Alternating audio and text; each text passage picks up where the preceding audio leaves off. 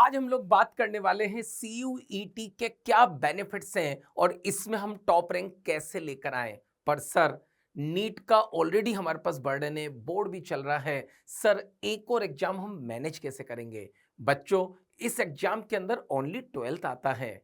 और बच्चों, मैं आपको बताऊं, आजकल मेडिकल साइंस का मतलब ओनली एमबीबीएस तक नहीं रहा है। मेडिकल साइंस एक बहुत वास्ट एरिया है। इसमें biotechnology, biomedical, BSc nutrition, BSc agriculture, बहुत सारे मेडिकल के कोर्सेज हैं जो बायो वाले बच्चे अगर इसमें इंग्लिश का और जीटी का टेस्ट भी देते हैं तो इसके अंदर बहुत सारे कोर्सेज आप लोगों के लिए ओपन हो जाते हैं। तो मेडिकल के बाद अगर आप कोई और फील्ड एक्सप्लोर करने की कोशिश करेंगे तो ये आप लोगों के लिए एक बहुत ही अच्छा अपॉर्चुनिटी रहेगा। तो क्या है बच्चों इसके बेनिफिट?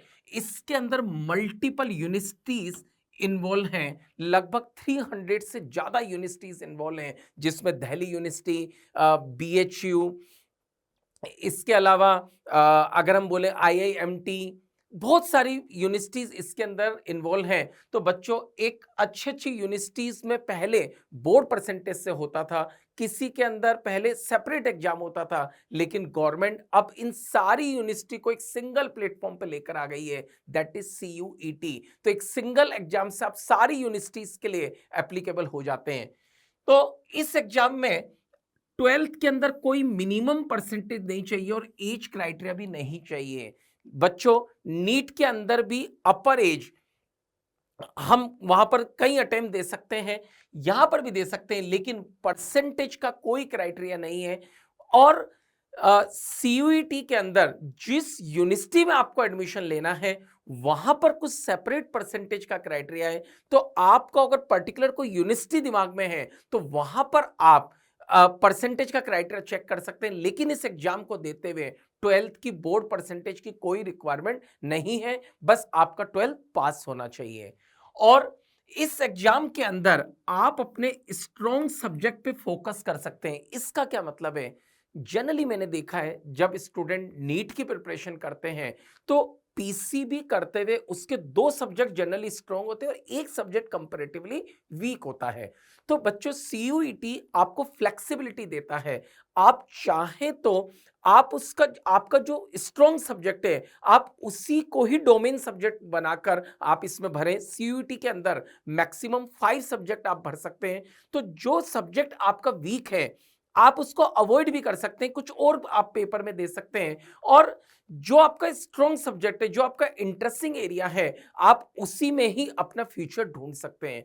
तो आप अपना जो स्ट्रॉन्ग सब्जेक्ट है उस पर फोकस करके उससे रिलेटेड आप कोई कोर्स ढूंढ सकते हैं। बच्चों, support in future competitive exam, जैसे मान लीजिए फ्यूचर में आपको आईएएस करना है, आईईएस करना है, आईआईएम जाना है। अगर आपको फ्यूचर में कॉम्पिटिटिव एग्जाम देना है तो वहां पर बहुत कॉमनली इंग्लिश और जनरल टेस्ट ये आता है। और वो फ्यूचर की रिक्वायरमेंट देखते हुए सीयूईटी के पेपर में भी इंग्लिश और जीटी ऑलमोस्ट सब कोर्सेज में मांगा जाता है।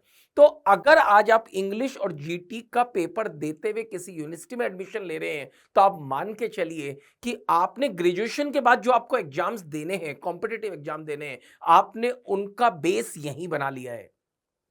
इसके साथ बच्चों, इस पेपर के अंदर नेगेटिव मार्किंग लेस है। नीट के अंदर क्वेश्चन करेक्ट करने पर +4 मिलते हैं और गलत करने पर -1 मिलते हैं। बच्चों, इसके अंदर सही करने पर +5 और नेगेटिव गलत करने पर -1 मिलते हैं। तो परसेंटेज नेगेटिव मार्किंग इसमें कम है। तो नीट के कंपेयर में ये थोड़ा सा कम टफ एग्जाम है। और इस नीट के अंदर 11 12 दोनों का सिलेबस आता है, लेकिन सीयूईटी के अंदर ओनली 12th का सिलेबस आता है। It is a gateway of multiple courses. इस एग्जाम के थ्रू इस एग्जाम के थ्रू जो साइंस का स्टूडेंट है, चाहे पीसीएम या पीसीबी, वो चाहे तो वो कॉमर्स वाले सब्जेक्ट भी ले सकता है। वो चाहे तो एग्जाम में सेलेक्ट होकर कॉमर्स वाले सब्जेक्ट भी ले सकता है, वो चाहे तो आर्ट्स वाले सब्जेक्ट भी ले सकता है, और अपने साइंस सब्जेक्ट तो वो ले ही सकता है। सिर्फ कंडीशन ये है कि आपको अगर कॉमर्स वाले सब्जेक्ट लेने हैं तो आपको उनकी रिक्वायरमेंट समझनी पड़ेगी और उससे रिलेटेड यहां पर पेपर देना पड़ेगा। वैसे तो अगर आप इंग्लिश और जीटी यानी कि जनरल टेस्ट का पेपर देते हैं तो आप मैक्सिमम कोर्सेज की वो प्राइम रिक्वायरमेंट है, आप मैक्सिमम कोर्सेज के लिए एलिजिबल हो जाएंगे। अब इस एग्जाम से लड़ा कैसे जाए? तो बच्चों जो 12th में हैं वो एनसीईआरटी कर रहे हैं और जो बच्चे नीट की प्रिपरेशन कर रहे हैं वो भी एनसीईआरटी कर रहे हैं। तो सबसे प्राइम बुक इसके अंदर है एनसीईआरटी, वो आपको अच्छे से करनी है। एनसीईआरटी बेसिस का पेपर आता है और एनसीईआरटी के साथ साथ आपको ज्यादा से ज्यादा मॉक टेस्ट पेपर करने हैं। ये एग्जाम 3 ईयर बिफोर स्टार्ट हुआ था, लास्ट 3 ईयर के इस एग्जाम के पीवाईक्यू करने हैं। क्वेश्चन उठता है कि सर मॉक टेस्ट और पीवाईक्यू ये हमें कहां मिलेंगे, मॉक टेस्ट कहां पे रेलिवेंट होंगे जिसकी हम प्रैक्टिस करके इस एग्जाम में अच्छा कर पाए? तो बच्चों एलन आपका इसमें सपोर्ट देगा। एलन ऑनलाइन से जितने भी स्टूडेंट कनेक्ट हैं उनके लिए ये कोर्स सिर्फ 1 रुपीज के अंदर है। क्वेश्चन उठता है सर ये 1 रुपीज भी क्यों ले रहे हो? ताकि आप इस कोर्स की सिंसियरिटी को समझो। ऐसा नहीं कि मजाक मस्ती करने के लिए हमने इसको ज्वाइन कर लिया। ₹1 लेने का ऑब्जेक्ट सिर्फ इतना ही है। तो बच्चों अगर मान लीजिए कोई बच्चा एलन ऑनलाइन का नहीं है और वो पीसीबी के साथ इंग्लिश और जीटी भी लेता है तो 3000 का कोर्स है। अगर कोई स्टूडेंट पीसीएम का है और पीसीएम के साथ इंग्लिश और जनरल टेस्ट भी लेता है तो 3000 का कोर्स है। और अगर only physics, only chemistry, only English, only biology अगर ऐसे लेना चाहता है तो 1000 का कोर्स है। ये कोर्स किस तरह से ब्रेकअप है? हर सब्जेक्ट के अंदर 20 टेस्ट मिलेंगे, 3 पार्ट टेस्ट हैं और 17 फुल टेस्ट हैं।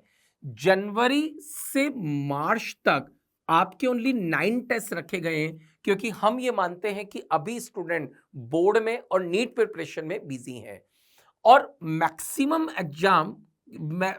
जो टेस्ट हैं वो अप्रैल और मई में रखे गए 11। अब अगर मान लीजिए कोई स्टूडेंट अब ज्वाइन करता है तो ऐसा नहीं सोचे कि सर ये 7 टेस्ट तो जनवरी वाले मेरे छूट गए। नहीं, एलन ऐप पर ये टेस्ट अवेलेबल है, आप बाद में भी इनको अटेम्प्ट कर सकते हैं। जैसे मान लीजिए आपका नीट का पेपर है, अभी उसमें बिजी है, कोई बात नहीं, आप उसके बाद भी आप इसकी प्रैक्टिस के उसकी प्रैक्टिस आप कर सकते हैं। और जब आपको टाइम मिल रहा है वही मॉक टेस्ट पेपर करिए और उस मॉक टेस्ट पेपर से आपको नीट में भी सपोर्ट मिलेगा। अब ये कोर्स को आपको कैसे सेलेक्ट करना है? एलन डिजिटल की जो वेबसाइट है इसमें आपको टेस्ट सीरीज लिखा हुआ मिलेगा होम पेज पे। जब आप इस पे क्लिक करेंगे तो NEET, JEE, JEE main, CUET, तो सीयूईटी पे आपको आना है। सीयूईटी पे जैसे आएंगे तो यहाँ क्लास 12 लिखा हुआ मिलेगा।